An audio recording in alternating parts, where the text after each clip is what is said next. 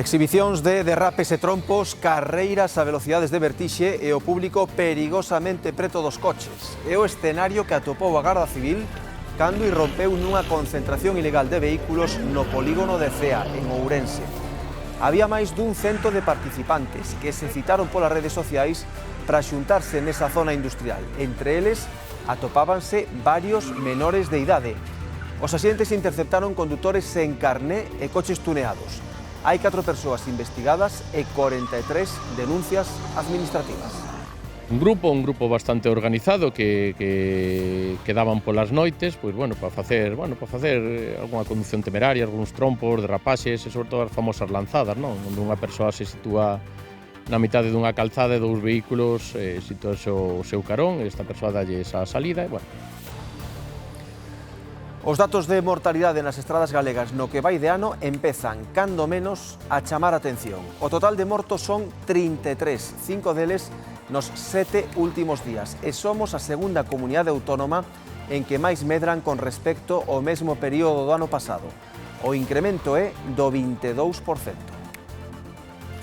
Boas tardes, benvidos ao Galicia Noticias deste venres 29 de maio, 20 anos de prisión polo delito de asasinato con aleivosía e agravante de parentesco. E a condena que aceptou esta mañá o mozo acusado de matar a seu pai a patadas en Narón en marzo de 2024. O xuízo por este parricidio arrincaba esta mañá na Audiencia da Coruña, pero finalmente non se celebrou porque houbo un acordo. O acusado quixo expresar a través do seu abogado o seu arrepentimento. Explicou que sufriu malos tratos de pequeno por parte do pai, que o abandonou e que aquel día estoupou. A sentenza é firme. Está moi arrepentido dos feitos, evidentemente, é unha persoa sen antecedentes e viña arrastrando unha situación de abandono do pai, o que ele me relata de que era pequeno, despois de sufrir moitos malos tratos se estoupou. Justifica eso a súa conduta? Non, evidentemente ten que estar onde está. Hemos obtenido una indemnización por responsabilidad civil de 190.000 euros para mi clienta, a cambio, evidentemente, de, por un lado, llegar a un acuerdo de no seguir con la prisión permanente revisable. Entran rápido nas vivendas, solen ir aos dormitorios onde sempre temos guardadas as nosas ollas, algo de cartos en efectivo, pequenos electrodomésticos como tablets, móviles, van algo fácil de ocultar e fácil de desfacerse delos, que eles simplemente saen á rúa e xa ten unha terceira persoa a que se encarga de recoller os obxectos roubados e desfacerse deles. Esas persoas que cometeron o delito, en 5 segundos según saíron pola porta, xa non levan nada en riba. Esta tarde comezan en Vigo os actos oficiais do Día das Forzas Armadas retransmitidos pola Galega. A partir das 3 poderase ver en Samil a gran revista naval. 8 embarcacións surcarán as augas dende as Cíes e dende o peirao comercial para cruzárense na praia. Mañá será o día grande, dende as 12 do mediodía, co gran desfile das Forzas Armadas tamén en Samil. Hai exhibicións e exposicións. O pesito para a Policía Nacional. Gustache moito este mundo. Sí. É unha boa salida para calquer rama, xa se quere opositar a despois Policía Nacional, local, Garda Civil ou quere seguir ascendendo no Ejército de Tierra. É unha paixón que teño, porque o meu pai traballaba nos barcos.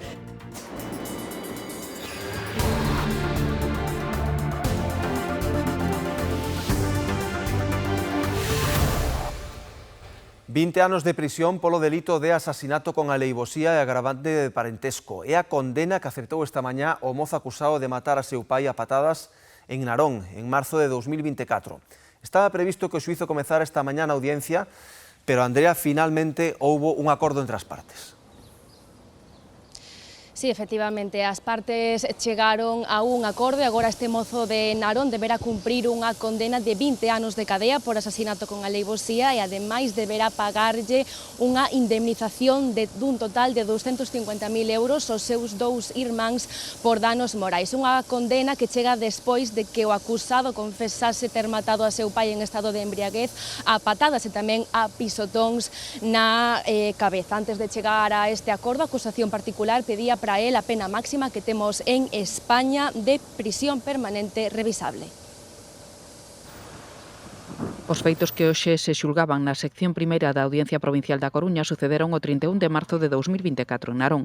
O acusado tiña 26 anos. Chegou á casa de seu pai coa excusa de descansar despois dunha noite de troula. Abordou o seu proxenitor, que tiña graves problemas de saúde, no cuarto. Golpeouno e deulle patadas ata que o reduciron os axentes de policía cando chegaron. O home faleceu o día seguinte no hospital. O acusado confesou os feitos cando o detiveron está no cárcere de Teixeiro en prisión provisional desde entón. O xuízo ia celebrarse con xurado popular, pero non chegou a constituirse porque as partes chegaron a un acordo. A Fiscalía pedía 25 anos de prisión e a acusación particular exercida por outra filla da vítima, prisión permanente revisable. Acordaron reducir a pena a 20 anos de prisión por un delito de asasinato con aleivosía e asañamento e o agravante de parentesco, tendo en conta a atenuante de intoxicación etílica. A defensa valora o acordo como o mellor posible pro acusado que quixo expresar a través del o arrepentimento polo dano causado. Eu quería pedir perdón, está moi arrepentido dos feitos, evidentemente, é unha persoa sen antecedentes, viña arrastrando unha situación de abandono do pai, o que ele me relata de que era pequeno, despois de sufrir moitos malos tratos, se estoupou. Justifica iso a súa conduta? Non, evidentemente ten que estar onde está, na prisión. A historia do que pudo ser e non foi sería que noutra situación na que o meu cliente poidera ter pagado periciais e demais psiquiátricas, poderíamos ao mellor ter obtido unha mellor conformidade, pero bueno, neste caso a intención era o que foi o que me pediu o cliente, intentar por todos os medios posibles, evitar a prisión permanente revisable. O arrepentimento e unha indemnización maior foron determinantes para aceptar o acordo por parte da acusación particular. Sobre todo mi clienta ha tenido en cuenta el arrepentimiento de su hermano y a efectos de llegar a ese acuerdo hace un esfuerzo también económico en ese sentido porque ha aumentado la indemnización. Nosotros pedíamos 100.000 euros y ya hemos obtenido una indemnización por responsabilidad civil de 190.000 euros para mi clienta, a cambio, evidentemente, de, por un lado, llegar a un acuerdo de no seguir con la prisión permanente revisable y, por otro lado, al final, la tipología delictiva es la misma, un asesinato, son 20 años en prisión. A sentenza é firme e as partes comprometeronse a non recurrila. 4 persoas investigadas e 43 denuncias administrativas é o resultado dun operativo da Garda Civil de Tráfico de Ourense contra as carreiras ilegais de coches no polígono industrial de Cea, quedadas multitudinarias en que participaban máis dun 100 de vehículos. Son algunhas das conductas temerarias que os axentes rexistraron no polígono industrial de Cea. Chegaron ata aquí tras monitorizar as redes sociais e a mensaxería. Organizamos un grupo bastante organizado que daban polas noites, pois bueno, para facer algunha conducción temeraria, algúns trompos, derrapaxes e sobre todo as famosas lanzadas, non? Onde unha persoa se sitúa na mitade dunha calzada e dous vehículos sitúase o seu carón, e esta persoa dalle esa salida e, bueno, establecen unha competición de velocidade entre eles. Carreiras ilegais que se celebraron durante varias xornadas no mes de abril. Os axentes chegaron a contabilizar un deses encontros ao redor de 120 vehículos e máis de 200 espectadores. No operativo participaron dende drones ata a unidade especializada no control de masas. Temos 4 investigados penais, 3 por seguridade vial, unha por unha desprotección de menores, e despois unhas 40 e 45 denuncias administrativas de todo hai. Temos conducións temerarias, temos reformas de importancia no vehículo, temos seguros, ITVs. Os investigados por delictos contra a seguridade viaria carecían de carné de conducir ou tiñanos suspendido, poderían enfrontarse apenas ata 6 meses de prisión. Tamén se investiga unha muller por desprotección de menores. O asunto está judicializado na Fiscalía de Menores, pero bueno, unha nai que tiña uns rapaces moi pequenos nun sitio e nunha hora onde non deberían estar. As pegadas das freadas son visibles aínda sobre o asfalto no polígono de Cea, unha zona con moi pouca actividade, especialmente pola noite. Na zona do aparcamento é unha zona amplia, onde non hai cámaras, porque esta zona está videovigilada, pero aquela zona non ten cámaras. Bueno, teñen, digamos que están máis ocultos. Ya poñían conos e faían, certas carreiras ou non sei o que, pero sí, de noite comentabas eso, sí. O peor é eso, cando salen a cartera general, pois sí, vou repetir que logo despois sí, andan aí ao par os coches, salen dun punto, fan competicións entre eles e eso é o problema. Irán agora para outro lado, agora saliron daqui irán para outro lado, pero bueno, de momento agora está isto tranquilo. A Garda Civil dá por desmantelado este punto e alerta do perigo que supoñen este tipo de concentracións ilegais. Son conductas temerarias cun vehículo a motor, con moito público a escasos 2-3 metros desas condutas temerarias, un mal xesto do conductor, unha mala circunstancia técnica ou mecánica do vehículo pode desembocar nun atropelo masivo directamente. Por iso fan un chamamento á colaboración cidadá para por freo a estas conductas temerarias. Estas son conductas temerarias, pero o certo é que esta foi unha semana tráxica nas estradas galegas. Nos últimos 7 días, 5 persoas perderon a vida en accidentes de tráfico na nosa rede viaria e nada menos que 33 falecidos no que vai de ano. Preocupa a sinistralidade porque Galicia é a segunda comunidade española onde máis subiu a cifra de mortos. Aínda que a cifra de mortos nas estradas galegas ten unha clara tendencia baixa nos últimos 20 anos, é para enquedarse que sexamos a segunda comunidade despois de Castela e León onde máis medren as vítimas mortais no último ano. No que vai de 2026, 33 persoas faleceron en accidente de tráfico. Especialmente tráxica esta última semana, 5 fallecidos. O venres da semana pasada, un motorista de 44 anos faleceu ao bater o seu vehículo contra un coche no concello coruñés de San Sadurniño. O día seguinte, un veciño de Vilanova de 79 anos era atropelado de noite por un vehículo que fuxiu. Aquí no bar dixeron que ele estaba tumbado na carretera, parou un coche que o veu tumbado na carretera sangrando, entón cando esa xente estaba chamando ao 112, veu un coche e arrollouno. E fixo como señal de parar e arrancou. Din os que coñecían a vítima que sempre levaba pezas de roupa para facerse visíbel. Ele andaba sempre para arriba e para baixo, pola beira da carretera, pero ele normalmente sempre levaba o chaleco. Pero que llevaba el chaleco fijo, además. A Garda Civil mantén aberta a investigación e xa ten un sospeitoso, aínda que non se realizou ningunha detención. O domingo a traxedia sacudiu de novo a provincia de Pontevedra. Un coche levaba por diante a unha muller de 37 anos que circulaba pola beira rúa en Sanxenxo coa súa filla menor en brazos. Ela perdeu a vida e a pequena resultou ferida. O condutor que deu negativo en alcohol e drogas deu un volatazo para evitar chocar contra outro vehículo parado nun paso de peóns, atropelando a vítima. Terrible, ya te digo. A carretera de moitísimo tráfico no verano, de moitísimo. La cantidad de personas que cruzan en el verano es increíble, esto es que nos da miedo. Este mércores en Láncara rexistrouse outro accidente mortal no que faleceu o condutor de 62 anos ao emborcar o seu vehículo. O xoves unha muller faleceu e un ferido quedou grave na colisión frontal entre dos vehículos na estrada que Úbere Ribadavia con Cea. Esa mesma mañá rexistrouse outro sinistro á entrada de Melide, afortunadamente sen vítimas mortais. Implicados 2 camións e un turismo. Os vehículos frenou, o camión non deu frenado a tempo, tocou o vehículo e o último, o terceiro, foi o que impactou na parte de atrás do primeiro camión. O condutor dun dos vehículos de grande tonelaxe tivo que ser evacuado en helicóptero. Os 9 detidos esta semana nas Rías Baixas formaban un grupo criminal adicado ao tráfico de estupefacientes e medicamentos a gran escala. Segundo os investigadores, pertencían a 2 células organizadas e moi activas, asentadas en Sanxenxo, Pollo e Vilaboa, onde fixeron rexistros e detencións. A Garda Civil e a Policía Nacional traballou conxuntamente nesta operación. Conseguiron desartellar este entramado adicado á venda e distribución de cocaína, haxís, tabaco e fármacos, entre os que había gran cantidade de psicotrópicos.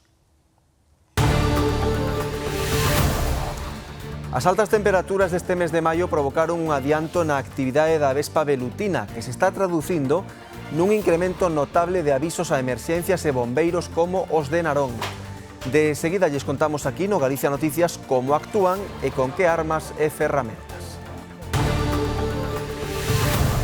Novo golpe ao furtivismo na Ría da Arousa. Nestas imaxes facilitadas polo Servizo de Gardacostas de Galicia pódese ver o resultado dunha desas inspeccións que fixeron nos últimos días nas rías da Arousa e de Pontevedra. Conseguiron retirar máis de 500 aparellos ilegais de pesca, nasas e cacharros utilizados para a captura do polvo e máis de 200 metros de rede. Actuacións que se saldan coa captura de 214 kilos de marisco, exemplares de polvo ou nécora pescados de xeito antirregulamentario que foron inmediatamente devoltos ao mar. En terra, os 5 homes que ataron unha vaca a unha árbore no campo Lameiro e difundiron un vídeo do animal maltratado nas redes sociais acaban de ser condenados na audiencia de Pontevedra. 4 dos implicados non poderán ter contacto con animais durante 3 anos. Outro deles ten unha condena algo inferior por 2 anos, xa que confesou os feitos. Tamén terán que aboar unha multa. Son veciños de Campolameiro, Moraña e Vigo. A súa acción provocou a morte da vaca. Non a desataron e sufriu deshidratación e mordeduras de cans, polo que houbo que sacrificala. Os afectados presentaron recurso. As altas temperaturas deste mes de maio provocaron un adianto da actividade da velutina que se está traducindo nun aumento notable de avisos a servizos de emerxencias e parques de bombeiros, como por exemplo o de Narón. Ali actúan a determinadas horas e con armas distintas. Reyes, contanos. Pois unha das armas que empregan é esta escopeta de aire comprimido con cápsulas de veleno conxelado que se desconxela ao penetrar no niño para inactivalo. Os bombeiros de aquí de Narón actúan sempre pola noite porque as velutinas teñen menos actividade e garanten así a extracción ao 100% e empregan sempre luz vermella porque este tipo de avespas non a detectan. En canto reciben un aviso, os bombeiros de Narón desprázanse ao lugar para realizar unha primeira inspección. Se o que atopan é un niño de avespa común, empregan insecticida, pero se confirman que o que hai son velutinas, prepáranse para actuar pola noite. Traballamos con unha luz vermella porque as vespas non a detectan, evita que se poñan nerviosas.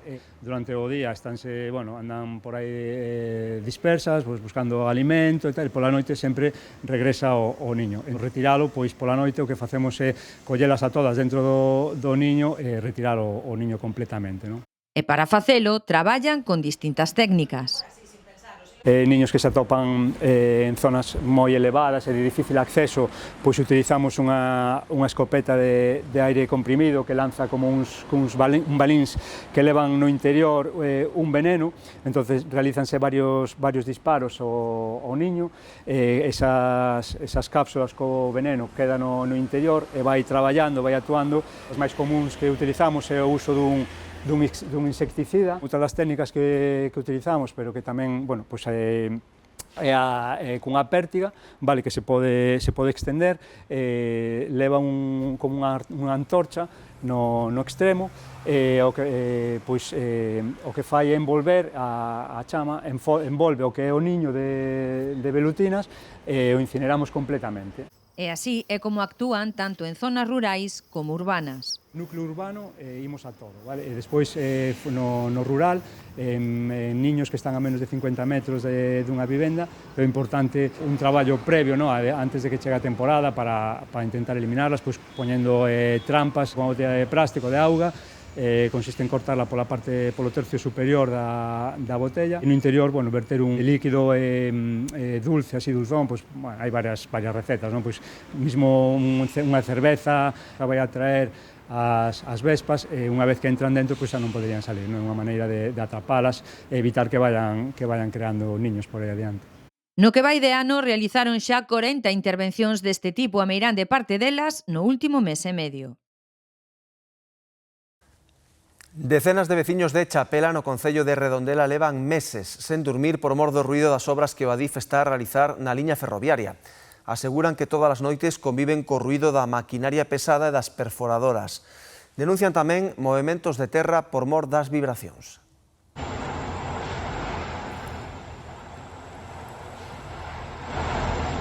Así pasa a noite na zona do Cubillón, en Chapela. Os inquilinos das vivendas máis próximas ás vías do tren levan meses sofrindo os ruídos nocturnos das obras para a construcción dun apeadoiro. Hay días que duermo 2 horas, entonces yo llego a clase, prácticamente me quedo dormido en clase, no puedes atender, no puedes llevar una vida normal con esto.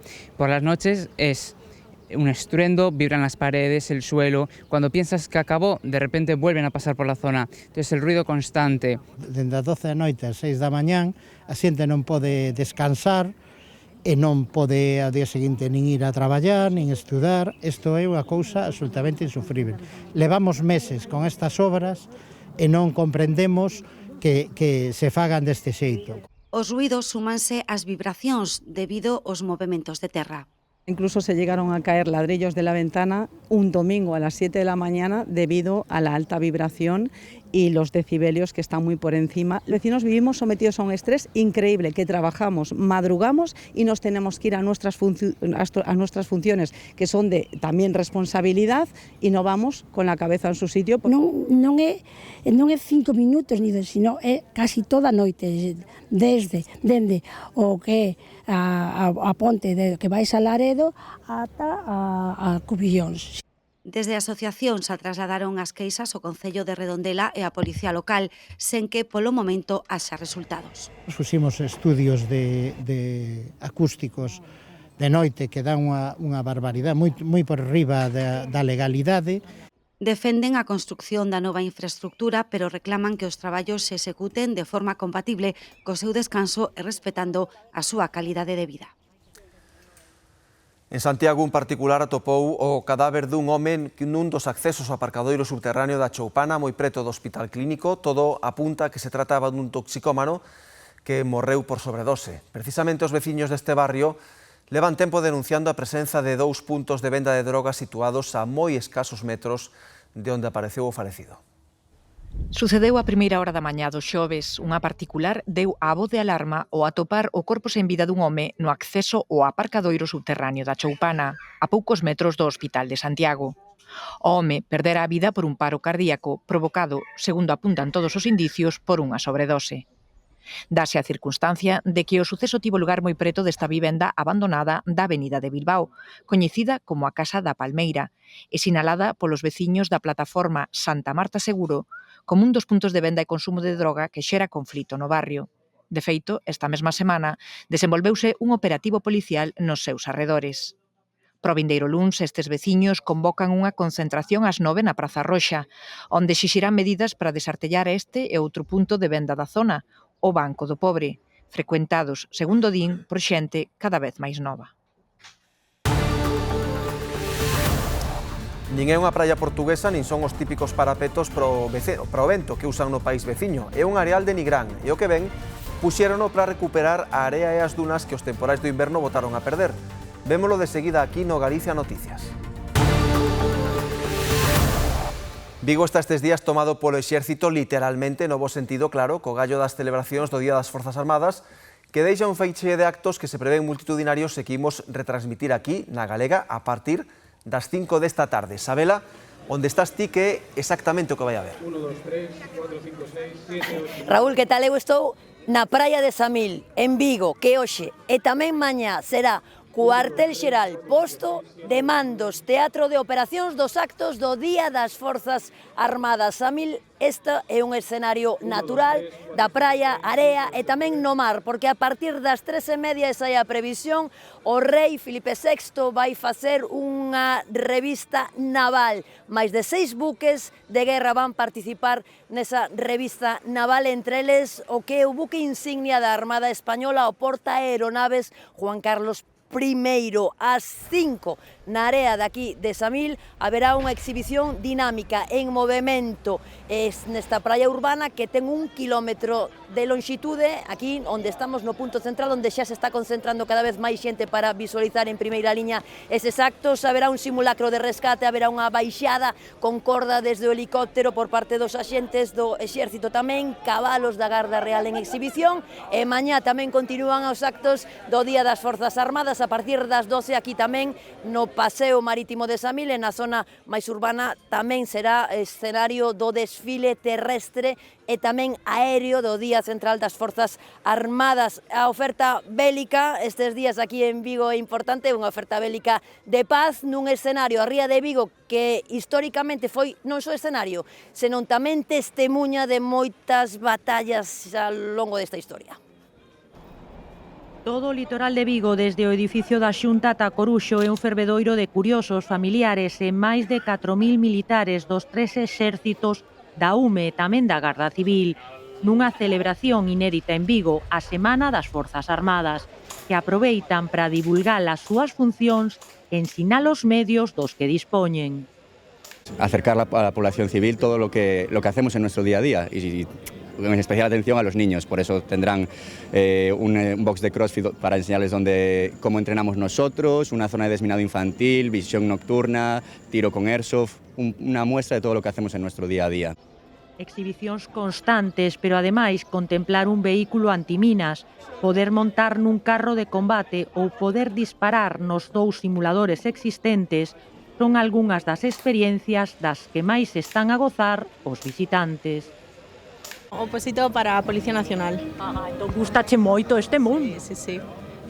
Igual te convence. No creo.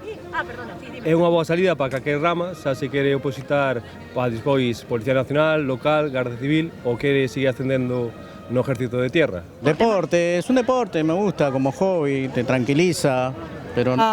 Es unha paixón que teño, porque o meu pai traballaba nos barcos, era moi coñecido, era de que hacía bitácora, farois. A partir das 3 poderase ver en Samil a gran revista naval. 8 embarcacións sucarán as augas desde as Cíes e desde o peirao comercial para cruzárense na praia. Os asistentes poderán gozar tamén do espectáculo de 100 vehículos e de 45 aeronaves. Mañá será o día grande desde as 12 da mañá co gran desfile das Forzas Armadas en Samil desde as 12, por vez primeira na historia da cidade, e coa presenza tamén dos reis de España e por vez primeira tamén da princesa Leonor, algo que está a xerar bastante expectación e movemento turístico e económico. Pois xa non esta semana desde o martes que se inaugurou, senón todo o proceso de montaxe, a xente desprazada, eu creo que 15 días pois cuns números que nos están axudando a cerrar o mes de maio. Os hotéis de Vigo están ao 91% de ocupación.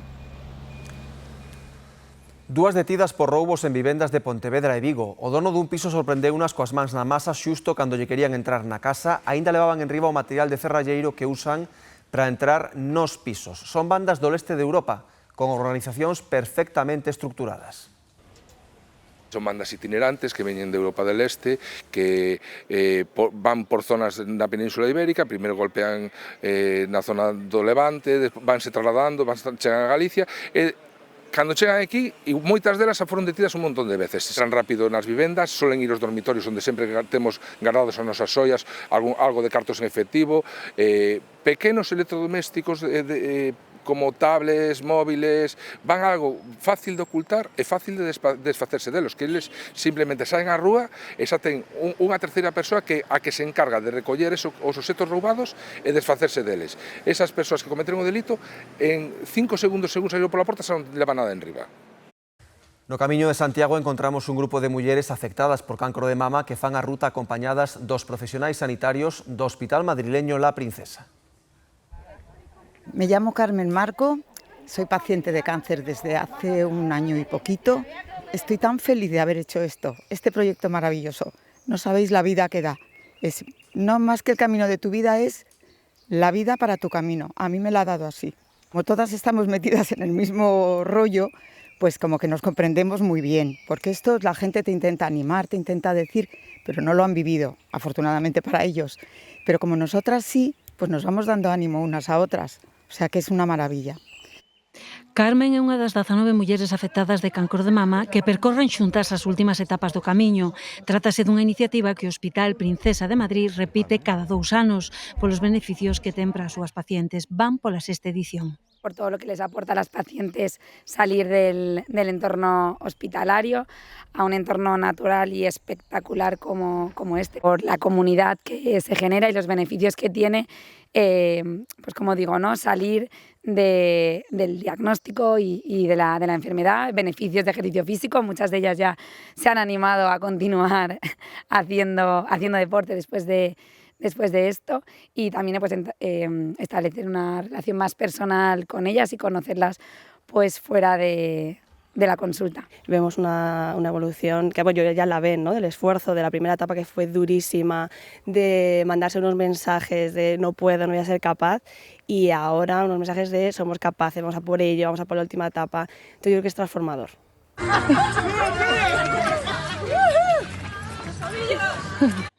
Un camiño transformador que aseguran axudará a afrontar o camiño vital de cada paciente. Máis da metade das participantes reciben aínda tratamento.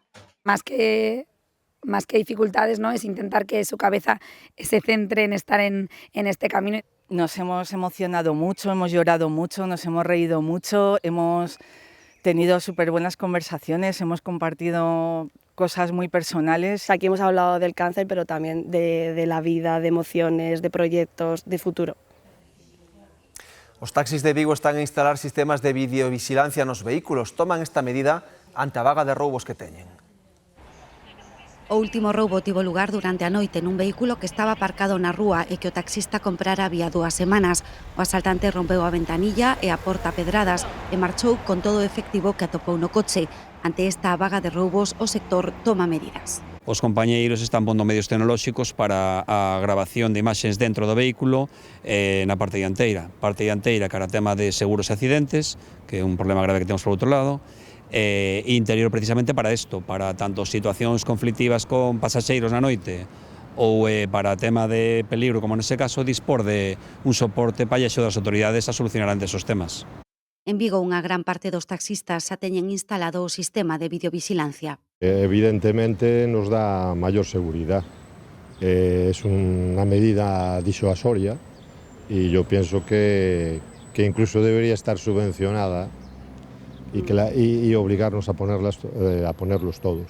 No la tengo, pero mis compañeros que la tienen, ya hubo varios casos de robo y se dieron cuenta de que, bueno, se ha identificado a las personas.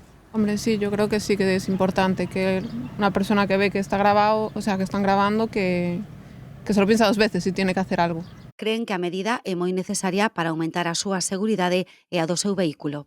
Ten un efecto disuasorio cara, entendo eu, os comportamentos, vamos a decir, anómalos, entendemos que funciona así, tamén cara aos temas de diario e o ter un soporte de imaxes dalle máis tranquilidade ao compañeiro no seu traballo e, evidentemente, en caso de perigo. As cámaras son totalmente visibles no interior do coche que, ademais, vai sinalizado cunha pegatina. Un cento de voluntarios colaboran na confección da alfombra floral que engalanará as rúas de Burela nas súas festas patronais. Todo un exemplo de arte efémera, realizada de forma comunitaria, que aspira ademais a ser declarada de interese turístico galego. Os burelaos puxéronse mans a obra para lles dar cor ás súas rúas nas festas patronais.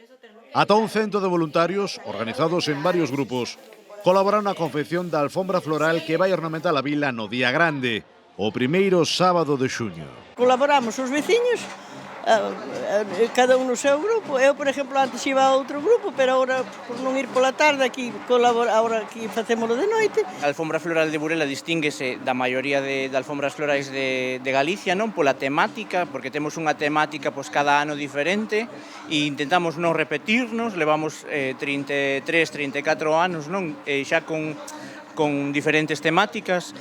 E claro, a novidade de cada ano é a temática, é unha incógnita hasta datas anteriores á alfombra e este ano vai pois un pouco orientada ás 17 comunidades autónomas.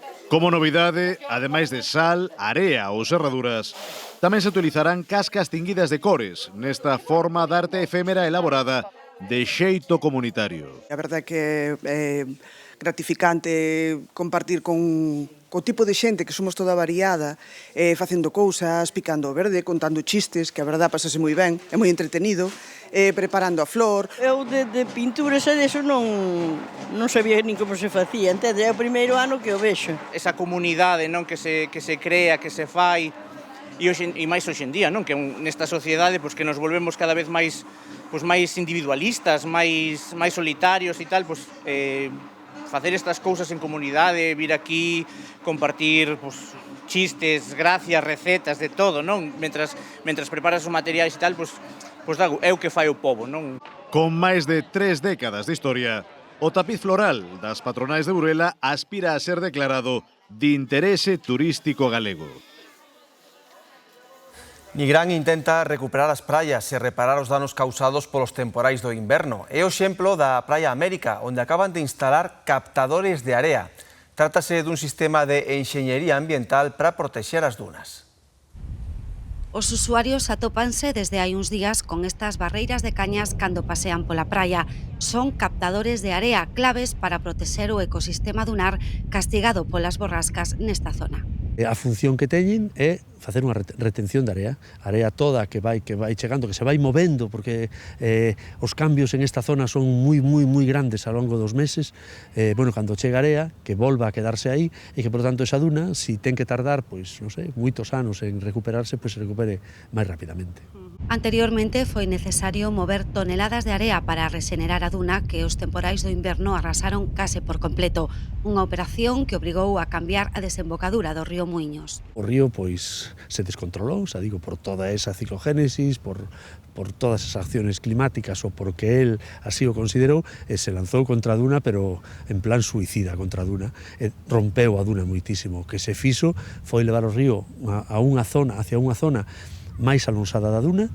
Esta solución cambiou por completo a morfoloxía da praia, que aumentou en superficie. Las mareas, igual el río está allí, dentro de poco ya se pone el río aquí, porque esto ya lo hicieron hace muchísimos años y a las 2 semanas ya estaba el río otra vez en el mismo sitio. Me parece que está perfecto. Sí, porque además era el sitio original del río. De momento sí, ahora si dura no lo sé, vamos a ver el próximo invierno qué ocurre.